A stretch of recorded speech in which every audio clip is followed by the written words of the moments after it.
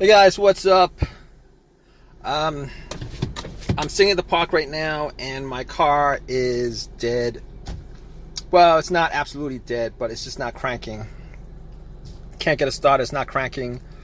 I was at the park, and spent about an hour jogging, hour and a half jogging. Came back, and my car's not starting. I will say that this is not my first time having this issue. I've been having this issue sporadically for like the last couple months, but lately it's been, I'd have to try more than usual to turn on. I'd have to try to start it a couple of times. I mean, last week I had to try to start this car, I'd say like 7 times before it turned over, and then it worked fine afterwards. But right now it's just totally dead. Well, not totally dead. I mean, it just won't start like before. But I mean, I've tried about 20 times now to try to start up, and it's not starting at all. I've only been out for like an hour and 30 minutes. Parked my car an hour and 30 minutes. So I'm pretty sure I didn't need the lights on. Checked, didn't need the lights on. Even I think an hour and 30 minutes, that's not gonna kill the battery to the point where it won't start, turn over. So but I mean, that was the first thing that popped up. Dead battery. Maybe it's weak, maybe it's whatever. But I went out, turned the headlights on, and just checked to see how bright the headlights were, and the headlights were pretty bright. So I'm like, it's probably not the battery, but I don't know 100% if that's the case. I didn't know 100% that was the case. So, I mean, it took me about like 5-6 minutes to get somebody to help me out, jump the car. And funny enough, there was somebody there who was just hanging around in his car, and I'm like, hey, could you help me jump my car? Got cables, and had the cables on the battery for, I said, a good 5 minutes. Not 5 minutes, I'd say like 2 minutes. Had it on for 2 minutes, but that would be good enough. I mean, if you know, I mean, it would be good enough. All right, I would at least hear like a slow crank if it was the battery that was the issue. But I didn't hear anything. I tried it a couple of times, turned on, didn't hear anything but a click, which I was hearing before. Hooking up the battery, hooking up the cables to the battery, jumping it. So at that moment, I knew I was in for a bigger issue than just a battery issue, terminals or whatever. I mean, my terminals are 100% clean, so I always make sure to check the terminals to make sure if they're 100% clean if I'm having these issues. But my terminals were pretty clean, so it's not the battery. So I'm like, it's not the battery. Could it be the alternator? And just by thinking about it, it couldn't be the alternator, because this car wasn't running when it decided not to start, and even in previous situations, the car wasn't, it wasn't running. When I try to, it wasn't running with the issues that I had. Normally with alternator issues, you would have a bad alternator if the car died out on you while you were driving. I mean, it could be other things, but normally alternator issues, that's it happens with the engine running, and this engine was not running at all. So and also I'm 100% sure of it, because I actually if you hook up cables to the battery, and if the alternator was dead because of and you can't start it, and it's because of the alternator, hook up cables to the battery and you turn the car on, it should just crank right up. It should just crank right up. And once you take the cables off, the car would just die out, and 100% sure that it was the alternator that was the problem. Okay, so it's not the alternator. 100% sure it's not the alternator. 100% sure it's not the battery either. So what next? What do I do next? So I was thinking, What else? It could be either a relay or a blown fuse, right? A relay or a blown fuse. Now, I don't have anything to test out the relay or the fuse on this car. I mean, it would be pretty easy to test out the fuses. The relay, not as easy, but I'm gonna say it's not the relay. It's not the starter relay. It's not the fuel pump relay. It's not the starter relay, and definitely not the fuel pump relay. It's not the starter relay. I know it's not the starter relay because I hear a click. I hear a click. You hear a click every time. Try to start it. You hear a click.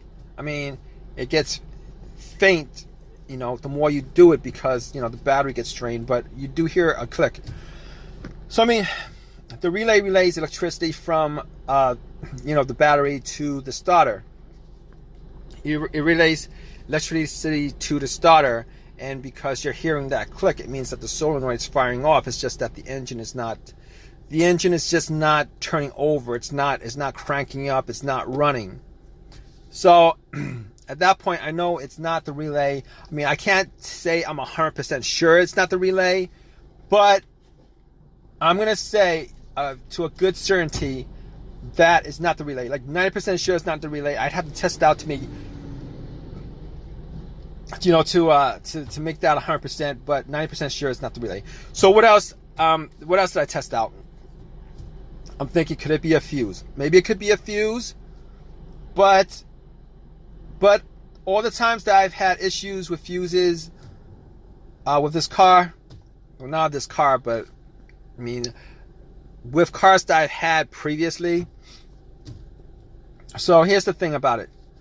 Twice I had fuse issues and it affecting my car starting up, not being able to start up. So I'm like, first issue with the fuse that I had was, it would crank. Everything works, it would crank, but it won't turn over. It would crank, it won't turn over. It would crank up, it won't turn over. But that's not the issue here, because this car won't crank at all. It's not cranking at all. So that's not part of that fuse. That's not that particular fuse problem that I had before. Okay, rule that out. The second fuse no start issue that I had was okay, it was a main fuse that was blown. Okay, I drove it around and parked it, had my car on, and my car just died out immediately. Thought it was an alternator to begin with, but after doing some testing, found out that it was a main fuse that was blown. And had that, and that was the case because everything just, nothing worked in the car. Like as if the cables were taken off the battery, nothing worked in the car. So that was a situation where the main fuse that was blown on the car. But that's not the issue here. That's not the issue here because, I get lights on the dash, low motor works, everything works in the car. So not a problem here. Now, obviously, the last thing, well, not exactly the last thing, but the last obvious thing that could cause this is the starter. It's probably the first obvious thing. Well, not the first. Battery would be the first. Well, okay. Not the first obvious thing, but it's an obvious thing. The starter. Now, I didn't think it would be the starter that would be the issue. And I'm doing this video while I'm waiting for the AAA to tow my car. And I called them up about 30 minutes ago. I'm still waiting for them, but might as well do a video on this since I'm in this situation. The starter. I didn't think it was going to be the starter because I had the starter swapped out about 1.5 years ago. Had the starter swapped out 1.5 years ago. Bought a rebuilt starter from AutoZone for like $150, $175, somewhere around there. And the core charge was like $30. I think that was it. Anyway, I was thinking that I would get a lot more usage out of the starter than what I have so far. If it is the starter, I'm not quite sure. I'm not 100%. I'm like 90%, 99% sure. Well, not 99%. Say like maybe like 80% sure that it is the starter that's the problem. So here's the situation. All right. What the starter is, a rebuilt starter, not a brand new starter. I've had situations before where I bought rebuilt starters, rebuilt alternators, rebuilt stuff. If you guys don't know anything about rebuilt stuff, most of the times, all the times probably when they fix the rebuilt starter, is they change up just that part of the starter or whatever it is, alternator, that's broken. They don't actually rebuild the whole entire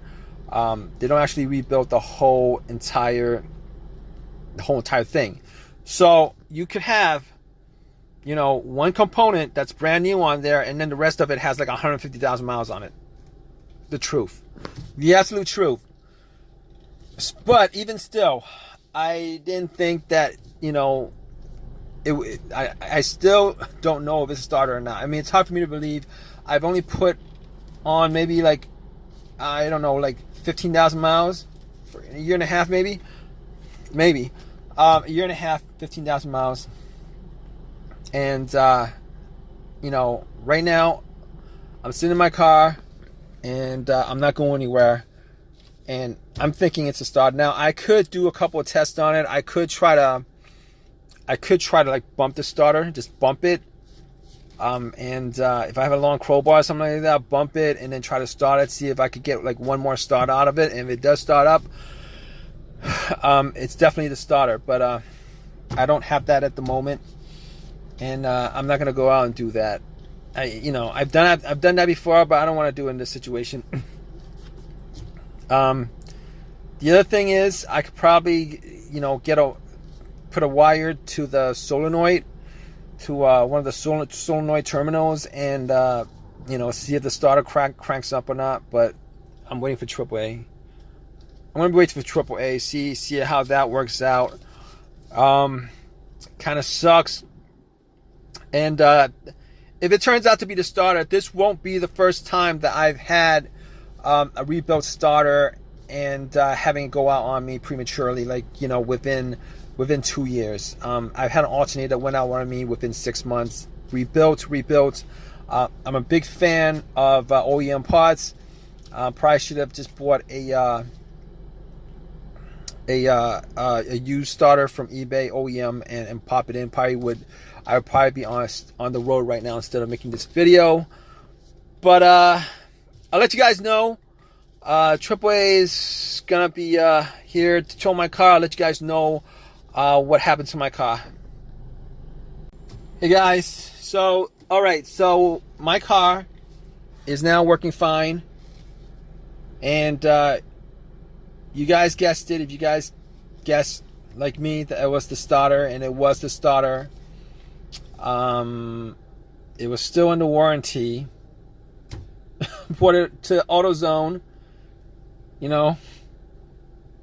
and man, I did a little complaining, to them about the starter only lasted that long. They said it's under warranty. You get a brand new, not a brand new one. You get another rebuilt starter, but it's free of charge.